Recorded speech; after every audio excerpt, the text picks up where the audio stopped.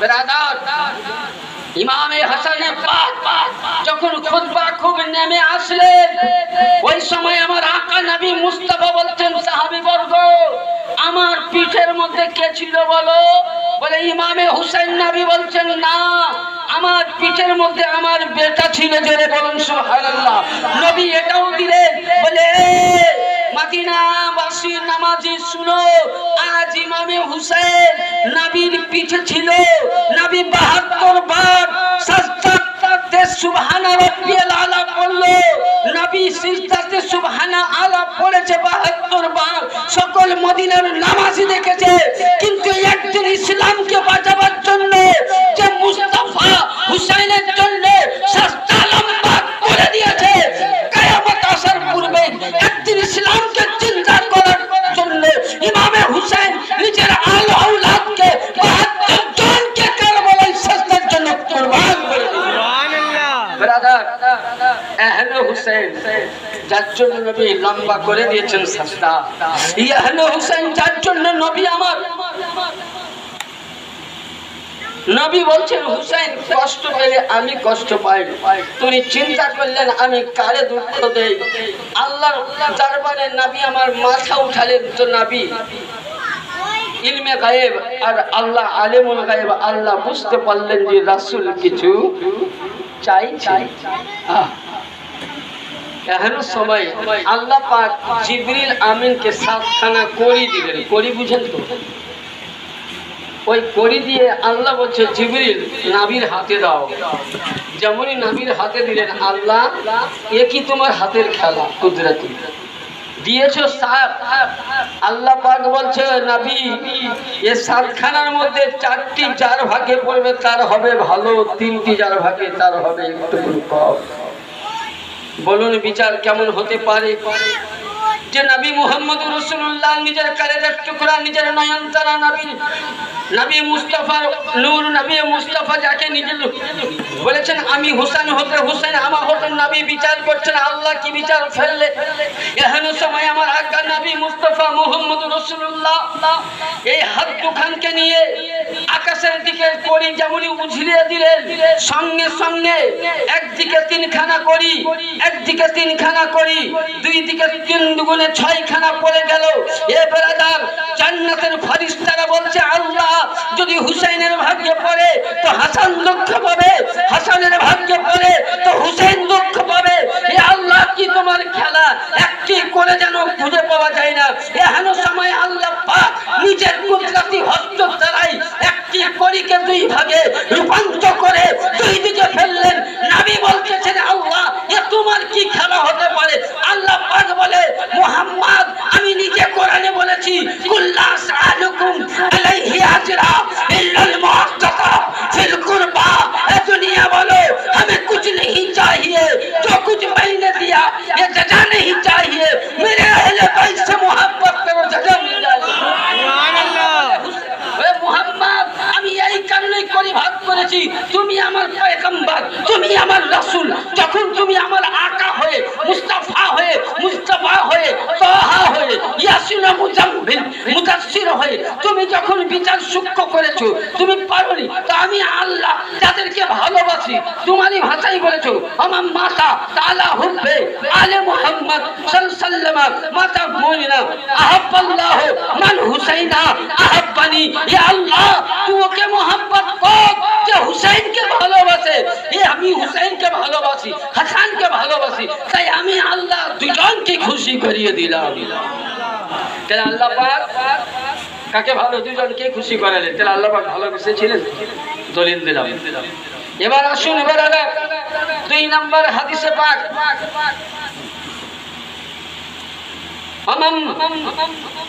ومن بعدها من بعدي وبغضها من بغض الله ومن بغض الله أدخل الناس। নবী বলছেন, কোন ব্যক্তি যদি আমার হুসাইনকে দুঃখ দেয়, আমার আলীকে দুঃখ দেয়, আমার হাসান পাককে দুঃখ দেয়, আমার ফাতিমাকে দুঃখ দেয়, আমার পাকে পঞ্জাতনকে দুঃখ দেয়, তো আমি মুস্তাফা দুঃখ পাবো। আর আমি দুঃখ পেলে আল্লাহ দুঃখ পাবে। ইয়ানি বুঝা গেল হুসাইনকে কষ্ট দেওয়া, হুসাইনের সঙ্গে দুশ্মনী করা মানে নবীর সঙ্গে দুশ্মনী করা, আর নবীর সঙ্গে দুশ্মনী করা মানে খোদার সঙ্গে দুশ্মনী করা। আমি যতই মসজিদে গিয়ে নামাজ পড়ে মসজিদের বারান্দাকে ফাটিয়ে দেই, আমি নামাজ পড়ে সাজদা করে কালো ঘাটা করে দিলাম, আমি হজ্জে বাইতুল্লাহ করলাম, আমার কাছে বুঝলে কাবা শরীফ সামনে আছে, আমার কাছে হাজারে আসওয়াদ সামনে আছে, এমনকি যদি আমি 1,24,000 মতান্তরে 2,23,999 জন নবী ও রাসূলের নেকিকে যদি একদিকে চাপাই, একত্র করা যায়, জীবনের সমস্ত নেকি একত্র করা যায়, আর কোন ব্যক্তি যদি আমার হুসাইনকে দুঃখ দিয়ে থাকে তো আল্লাহ পাক বলতেছে ওই ব্যক্তি যতই নেকি থাকুক আমাকে দুঃখ দেওয়া, নবীকে দুঃখ দেওয়া, আর নবী বলতেছেন এবং আল্লাহ বলেন যে হুসাইনকে দুঃখ দিল স্বয়ং খোদাকে দুঃখ, আর খোদাকে দুঃখ দেওয়াকারী, কষ্ট দেওয়াকারী,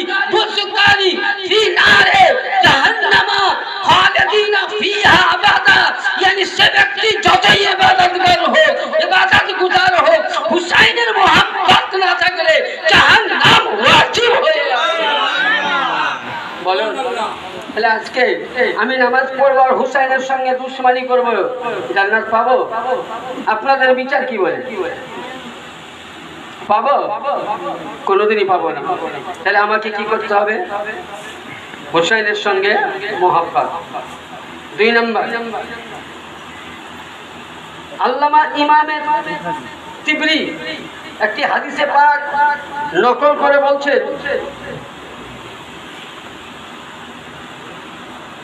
যে কাল কিয়ামতের ময়দানে কোন ব্যক্তি যদি আহলে বাইতের মোহাব্বত করে ইন্তেকাল করে, কাল কিয়ামতের ময়দানে তার চেহারাটা হবে সূর্যের চাইতে কিরণ। জেনে বলেন সুবহানাল্লাহ। ব্রাদার, তাহলে আহলে বাইতের সঙ্গে মোহাব্বত করার নাম ঈমান। বাবজিরা, আহলে বাইতের সঙ্গে যদি আপনি আমি ভালোবাসা করি তার নাম ঈমান। আচ্ছা বলেন তো, আমরা নামাজ পড়ি, নামাজের মধ্যে আহলে বাইতের প্রতি দরুদ পড়ি, দরুদ না পড়লে নামাজ হবে? হ্যাঁ, গোটা কোরআন পড়ে দিলেন, কিন্তু 2 জায়গায় 2টি কথা বলতে হয়। আসসালামু আলাইকা আইয়ুহান নবী ওয়া রাহমাতুল্লাহি ওয়া বারাকাতুহু, আসসালামু আলাইনা ওয়া আলা ইবাদিল্লাহ ওয়া আলা ইবাদিল্লাহ ওয়া আলা ইবাদিল্লাহ ওয়া আলা ইবাদিল্লাহ। দরুদ ইব্রাহিম পড়েন, আল্লাহুম্মা সাল্লি আলা মুহাম্মাদ ওয়া আলা আলি মুহাম্মাদ। তাহলে নামাজের মধ্যে গোটা কোরআন পড়ে দিলাম, 2 জায়গায় 2টি কথা না বললে নামাজ যদি মুকাম্মাল না হয়, তাহলে নামাজকে সম্পূর্ণ করতে গেলে আহলে বাইতের দরুদ পড়া ওয়াজিব, আহলে বাইতকে নামাজের সালাম দেওয়া ওয়াজিব। তাহলে যে নামাজের মধ্যে যদি আমাকে আহলে বাইতকে সালাম দিলে নামাজ না হয়, নামাজ হবে না যদি সালাম না দেয়। আর যদি সালাম দেয় আমি সালামও দিব, আমি আহলে বাইতের প্রতি নামাজের দরুদও পড়ব, আর ওই সময় আমরা চট করে বলে দিব যে না, ইমামে হুসাইন বলতে কিছুই ছিল না। নামাজ হবে বেকার না। অনেকে প্রশ্ন করে যে আহলে বাইত মানে এরকম না। আহলে বাইত 3 প্রকার। কয় প্রকার? 3 প্রকার। আমি ভাগ করে দিচ্ছি। যারা নবীর ঘরে জন্ম নিলেন, যেমন নবীর 4 মেয়ে 4 ছেলে। কয় মেয়ে? জাইনাব, কুলসুম, রুকাইয়া, ফাতেমা, ইব্রাহিম, কাসিম, তাহির।